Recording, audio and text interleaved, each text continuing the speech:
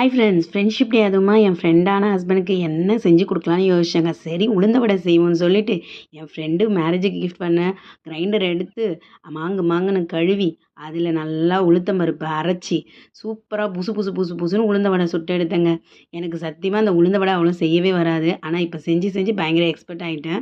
அதுக்கப்புறம் உப்பு போடுறதுல பயங்கர டவுட்டு வருங்க. அதிகமாகிடுச்சுன்னா சாப்பிடவே முடியாது இல்லையா? சரின்னு சொல்லிட்டு எப்போவுமே திட்டமாக போடணும்னு யோசிப்பேன். அதுக்கு ஏற்ற மாதிரி நானும் செஞ்சேன். அதோட வேல்யூ இன்க்ரீஸ் பண்ணுன்னு சொல்லி என் ஹஸ்பண்ட் தயிரெல்லாம் போட்டு தயிர் வடையாக்கி செம சூப்பராக மாற்றினாரு.